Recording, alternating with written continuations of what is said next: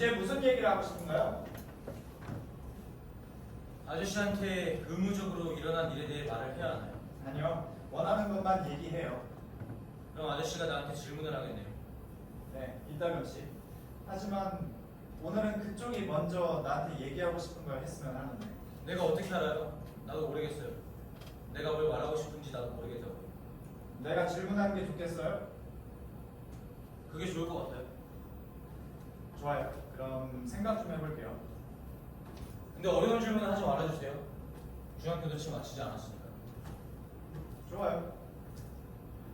아, 예를 들어서 지금 그거에 대해 말할 수 있잖아요. 뭐에 대해서요? 학업에 대해서요. 언제까지 다녔어요? 거의 안 다녔어요. 3학년? 3학년까지만. 좋아했어요. 뭐 가끔씩 선생님 몇 명은 좋았어요. 근데 그렇게 좋은 학생이 아니었어서. 왜요? 이해를 못했어요. 수업을. 선생님들이 말하는 걸 하나도 못 알아들었어요. 왜 중간에 그만뒀나요? 이유는 나도 몰라요. 그냥 어느 날부터 더 이상 학교에 가지 않았어요. 그게 다예요. 지금은 후회해요. 공부를 마쳤더라면 어쩌면 모든 게 바뀌었을지도 모르니까요. 내가 머리가 아프지 않았을지도 모르고. 사람들이 그러는데 내가 아프대요. 여기가. 그렇게 된 거예요. 그렇게 말하던가요? 심리 상담을 받고 있어요. 상담사가 한 달에 한 번 나를 보러 와요. 근데 두 사람한테는 거의 하나도 얘기하지 않아요. 그 사람이 그러는데 내가 아프대요. 여기가. 그래서 그런 일이 벌어진 거예요. 하지만 그건 서로 아무 상관없는 거예요. 공부를 그만둔다고 해서 아프지는 않아요. 내 병은 여기에 있어요. 머리에. 심리적인 문제죠. 그래서 항상 약을 먹어요.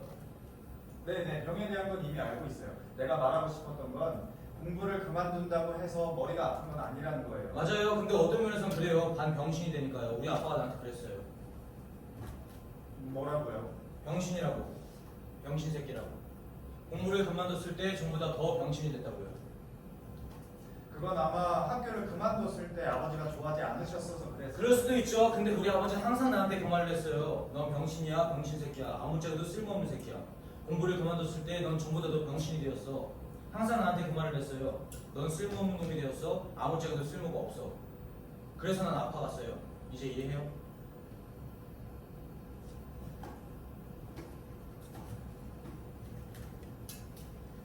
여기서도 공부를 할 수 있나요? 네, 근데 이미 시도해봤어요. 시도는 해봤는데 하나도 못 알아들었어요. 선생님들은 항상 어려운 말을 써요. 약간 아저씨처럼. 아, 내가 하는 말을 종종 못 알아들을 때가 있어요. 몰라요. 하지만 내게 말해줘야 해요. 내가 어려운 말을 하면 바로 말해줘요. 상담사들 말도 이해하지 못해요. 변호사들 말도. 내가 이해하지 못하는 사람들이 엄청 많아요. 그러니까 하지만 정확하게 그런 사람들은 설명하기 위해 있는 거예요. 그쪽이 이해하지 못하는 것들을 설명하려고. 네, 다 알아요. 근데 누구한테나 창피한 게 있잖아요. 어떤 거요? 항상 질문하는 거예요. 뭔가 느낌이 모르겠어요. 모르는 걸 물어보는 건 부끄러운 게 아니에요. 그렇게 말하는 건 쉽죠. 아저씨는 선생님이죠? 그렇죠? 네. 몇 가지 일을 하고는 있는데 난 대학에서 선생님 일도 해요. 학생들이 있어요. 그럼요. 학생들이 있죠. 나는 많아요. 학생들이. 우리가 많이 아프시겠네요. 그거랑은 상관없는 거예요. 아, 그러니까 내 말은 해야 할 일이 아주 많을 거란 뜻이었어요. 공부해야 하고 많이 읽고. 맞아요. 그건 그래요. 하지만 그래서 필요한 게 인내심이죠. 봤어요? 예를 들면 나는 그 인내심이라는 단어를 몰라요. 아, 무슨 말인지 몰라요? 네. 그건 참을성이 필요하다는 말이에요. 그러니까 참고 견디는 거예요. 네, 참고 견딘다는 말은 알아요. 근데 왜 참고 견딘다는 말을 쓰지 않았어요? 물론 그 단어를 쓸 수도 있었겠죠. 하지만 나는 다른 단어를 쓰고 싶었어요. 단어를 많이 알면 선택할 수 있거든요. 근데 안 그러면 선택할 수가 없잖아요. 그래서 문제가 생기는 거예요. 그래서 배운 사람들이랑 얘기할 때 우리는 하나도 이해하지 못해요. 나만 그런 일을 겪는 게 아니에요. 여기 있는 모두가 다 그래요. 좋아요. 하지만 질문하면서 어떤 것에 도달할 수는 있어요. 예를 들어서 그쪽은 지금 인내심이라는 단어를 새로 알게 됐잖아요. 다음에는 그 단어를 쓰게 될 거예요.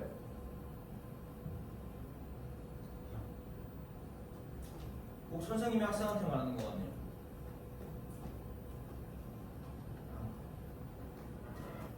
맞아요. 일리가 있어요. 사실 나도 좋아하지 않아요. 난 좋은데요. 뭐가요? 아저씨가 그렇게 말하는 걸 듣는 거예요. 나한테 설명해 주는 거예요. 하지만 난 선생이 아니잖아요. 그랬잖아요. 선생님이랑.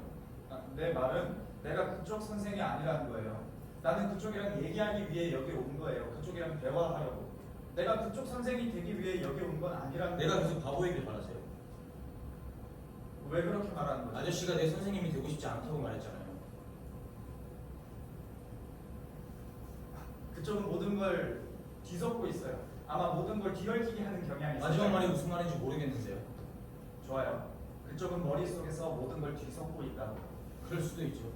그쪽도 내가 그쪽 선생이 되기 위해 여기 온 게 아니라는 걸 알고 있잖아요. 네, 그건 이해했어요. 그런데 내가 왜 계속 그쪽이 바보이길 바란다고 그래요?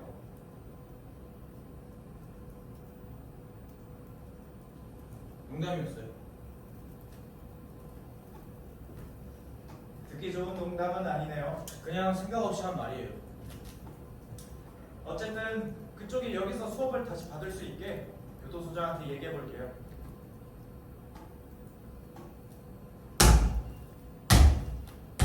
보셨어요? 뭘요? 모르겠어요. 문제가 빠르게 해결됐어요. 내가 등록하게 도와주겠다. 그걸로 끝. 그럼 나는 아무 문제 없이 다닐 수 있겠죠.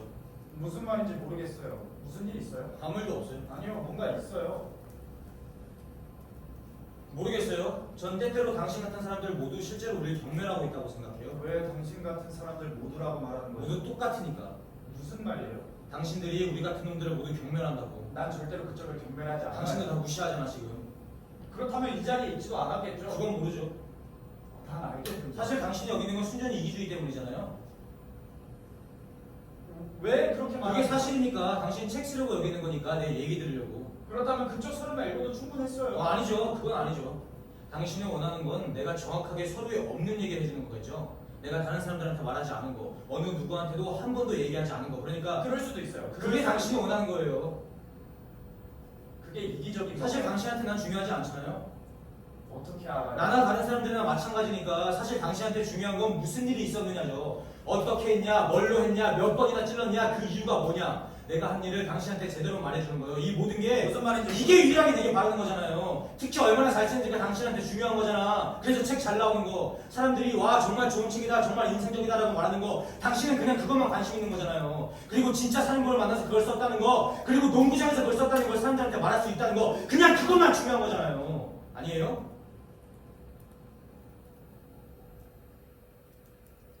나는 지금 그쪽에 무슨 말을 하는 건지 이해가 안 돼요. 원한다면 여기서 그만둘 수 있어요. 그게 좋을 것 같아요. 아 왜요? 무서워요? 아니요. 그게 문제가 아니에요. 그쪽은 지금 모든 게 분명하지 않은 것 같아요. 내가 보기에 뭔가 오해하고 있어요. 그래서요? 모르겠어요. 지금은 가야 할 것 같아요. 잠깐만요. 기다려 가져가라요.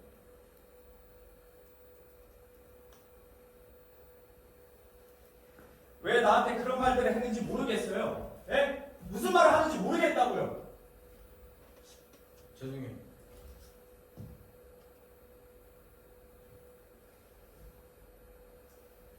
아니에요. 그게 문제가 아니에요. 내가 보기에 그쪽은 여러 가지가 섞여서 그런 것 같아요. 내가 머리가 나쁘다고 했잖아요. 머릿속에서 여러 가지가 섞였어요. 나로서는 모든 게 혼란스럽고요. 용서해 주세요. 내가 말한 건 그냥 아무 생각 없이 한 말이에요. 그쪽이 말한 거에는 맞는 것도 있고 틀린 것도 있어요. 화내지 마세요. 화나서 가는 건 싫어요. 화나서 가는 거 아니에요. 그럼 또 오실 건가요? 며칠 생각할 시간이 필요해요. 리스트 만들어 드릴게요. 나한테 말했던 농구 용어에 대한 리스트.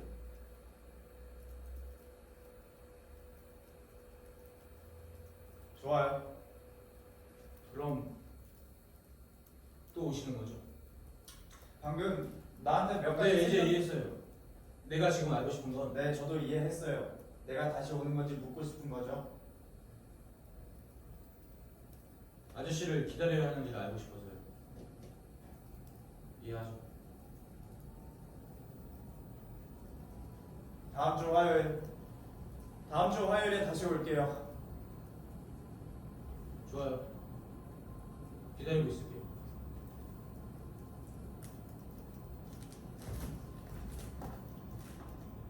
그 다음 주에 저는 가지 않았습니다. 며칠 생각할 시간이 필요했어요. 교도소장에게 다음 주 화요일에 못 갈 거라고 알려줬고 마르틴이 다시 공부를 할 수 있으면 좋겠다고 얘기했습니다. 그러자 좋은 생각이라며 알겠다고 하더라고요. 전화를 끊기 전에 마르틴이 내게 환영에 대해 얘기했는지 물었습니다. 아니라고 대답했죠. 사실 그가 무슨 말을 한 건지 전혀 몰랐습니다. 우리는 한 번도 그 얘기에 대해 한 적이 없거든요.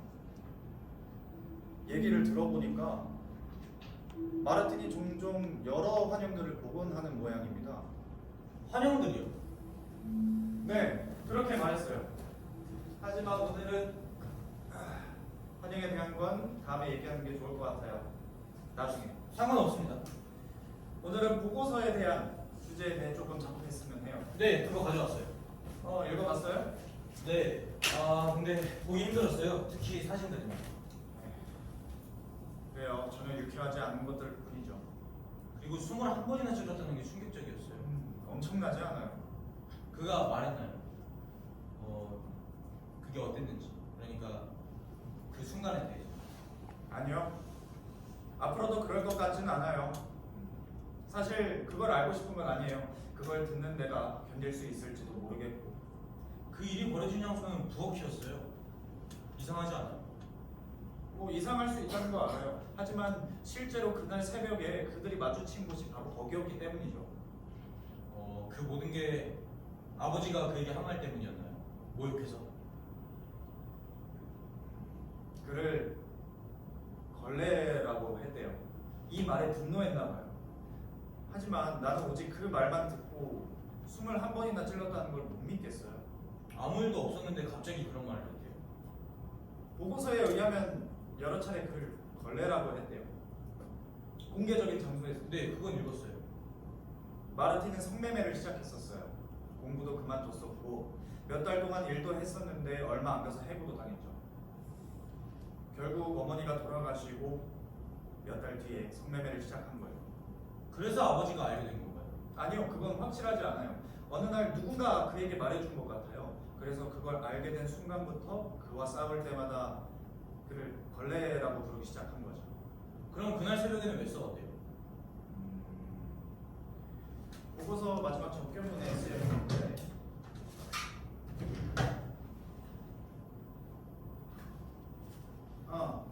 이거예요. 일요일이었어요. 마르틴이 새벽에 도착했을 때 아버지는 부엌에서 물을 마시려고 일어났던 모양이에요. 그를 보고 아마도 이렇게 말했을 거예요. 우유 한 잔 못 가져오는 쓸모없는 놈. 마르틴이 그에게 몇 마디 했을 테고 아버지는 그를 걸레라고 불렀을 거예요. 그러자 마르틴이 포크를 잡고 21번이나 찌른 거죠. 보고서에 의하면 마르틴이 포크로 찌를 때 아버지가 자기에게 무슨 말을 했대요? 알겠냐? 너는 우유 한 잔도 못 가져오는 걸레밖에 안 되는 놈이야. 그렇게 말했대요. 그렇게. 네, 그렇게 말했대요. 사진 몇 장 봐요. 보여주면 좋겠다는 사진들이 있어요. 그러니까 작가님 생각은 관객들한테 보여주자고요. 허락을 구해봐야죠.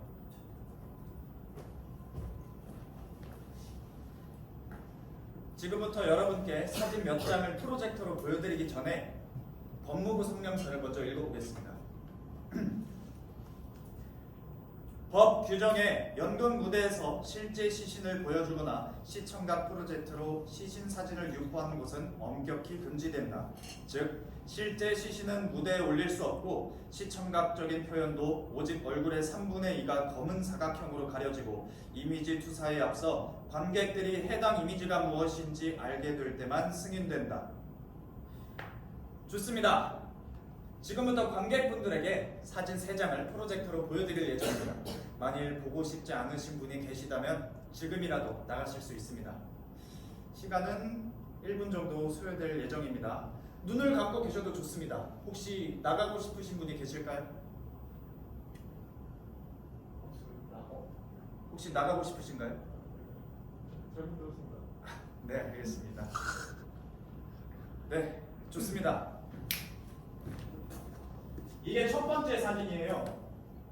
이 사진에서 흥미로운 건 몸 전체에 나 있는 자상의 양을 분명하게 살펴볼 수 있다는 점과 이 상처들이 고통과 괴로움을 과장돼서 보여주기 위해 그리스도의 몸에 난 상처들을 그린 플랑드르파의 그림들을 연상시킨다는 점입니다. 이 두 번째 사진에서 흥미로운 점은 아버지가 눈을 뜨고 있다는 겁니다. 물론 지금 사각형으로 가려져서 보이진 않지만 모르겠습니다. 저는 어느 한순간도 눈을 감지 않았다고 생각합니다. 자신의 죽음을 전부 목격한 거겠죠. 두 눈을 뜬 건 그가 내내 자신의 살해 장면에 관객으로 참여한 거라고 생각합니다. 특히 마지막 사진에서 흥미로운 건 마르틴이 아버지를 죽였을 때 낮에 경찰에 신고하기 전까지 냉장고 문을 열고 물건을 꺼냈다고 고백했다는 거예요. 모르겠어요. 냉장고 문을 여러 차례 열고 물건을 꺼내는 아들의 모습이 인상적이었습니다. 좋아요. 이게 다예요. 대낮에 경찰에 신고했다고요? 네. 오전 내내 아버지 시신 옆에 있었어요. 샤워하고 TV를 보다가 배가 고파서 부엌에 돌아와서 복숭아 주스를 만들어 먹었어요. 그리고 경찰에 전화를 걸어 방금 포크로 21번이나 아버지를 찔러 죽였어요 라고 말했죠. 아직도 사진 생각이 나요? 맞아요. 정말 끔찍해요. 그렇죠? 네. 동시에 아주 좋은 사진들이에요. 네? 이론적으로 그렇다는 거예요. 첫 번째 사진은 아주 인상적이었어요. 작가님이 무슨 그림이랑 비교하셨는데 무슨 그림이었죠? 플랑드르파 그림이요. 심지어는 아름다운 사진이라고 말할 수 있을 정도예요. 안 그래요? 제가 말하려던 건 사진에 대해 또 볼 수 없는 문제에 대해 생각하게 되었다는 거예요. 모르겠어요. 그리스 비극에서도 끔찍한 행동은 무대에서 보여주지 않는다는 게 생각났어요. 맞아요. 미처 생각하지 못했던 건데 사실 그리스 비극에 대해 말하자면은 어제 폴로노스의 오이디푸스를 읽다가 이 단락을 발견했어요. 왠지는 모르겠는데 이걸 읽었을 때 오디션 때 그쪽에 했던 말들이 생각났어요. 어떤 면에서는 소포클레스는 같은 주장을 했죠. 가장 주목할 점은 오이디푸스에게 직접 말하게 하는 거예요. 읽어볼래요? 밑줄친 문단이에요. 만일 내가 아무것도 모르는 상태에서 아버지에 대해 반란을 일으켰고 내가 무엇을 하고 있는지 전혀 몰랐고 또 내가 죽인 사람이 누군지 모르는 상태에서 아버지를 죽였다면 내가 왜 의도하지 않는 범죄로 벌을 받고 비난당해야 하는 겁니까? 만일 길 위에서 누군가가 당신이 방어하기 전에 당신을 죽이려고 갑작스레 접근했다면 당신을 죽이려 한 사람이 당신 아버지가 아닌지 생각해 볼 수 있겠습니까? 아니면 서둘러 자신을 방어하고 공격하겠습니까? 살아있다면 당신은 그자가 누군지 알아보려는 절망적인 상태에 빠지기보다는 그를 공격할 것입니다. 나는 아버지가 살아계셨다고 해도 아버지의 영혼이 나를 반박하시지 않을 거라고 확신합니다. 마지막은 정말 멋진 문장이에요. 그렇죠? 나는 아버지가 살아계셨다 해도 아버지의 영혼이 나를 반박하시지 않을 거라 확신합니다. 격정적이죠. 이게 오디션 날 제가 작가님한테 했던 말이에요. 오이디푸스는 100% 주술사의 범은 아니에요. 네. 하지만 소포클레스는 그쪽보다 더 멋지게 말했어요. 왜 그래요? 게다가 더 멀리까지 갔죠. 아무튼 그가 말하는 건 결국 우리 모두 알지 못하는 사이에 자신의 아버지를 조금씩 죽인다는 거예요. 그럴 수도 있겠네요. 가장 이상한 건 그의 경우가 아주 혼란스럽고 헷갈리는데도 항상 존속살해의 예를 여겨진다는 거예요. 나도 모르겠어요. 명확하지 않은 것들이 있어요. 나는 우리 모두에게 그런 일들이 조금씩 일어난다고 믿어요. 마치 오이디푸스처럼 모호한 패배를 가지고 있는 거죠. 조금 어둡고 혼란스러운 것, 뭐 이해할 수 없는 영역 같은 거요. 안 그래요? 테베랜드 같은 거요. 어떤 거요? 테베랜드 들었어요? 방금 제목이 떠올랐어요. 무슨 제목이요? 이 작품 제목이요. 테베랜드. 테베랜드요.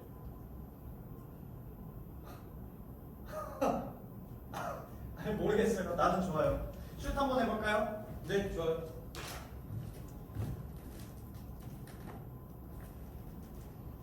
혹시 실례가 안 된다면 화장실 한 번 빠르게 갔다 와서 슛을 사도 괜찮아요? 예. 금방 갔다 오세요. 알겠어요. 빨리 갔다 오세요. 시간이 얼마 남지 않았어요. 예, 알겠습니다. 금방 갔다 올게요. 작은 걸로? 네.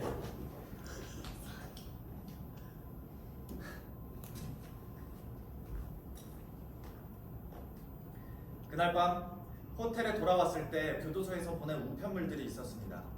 마르틴이 내게 나쁘게 말해서 미안하다는 편지였습니다. 한 줄로 아주 짧게 써 있었습니다. 그리고 그 편지지 밑에는 단어 리스트가 아주 길게 있었습니다. 제가 저번에 요청했던 농구 용어에 대한 리스트였어요.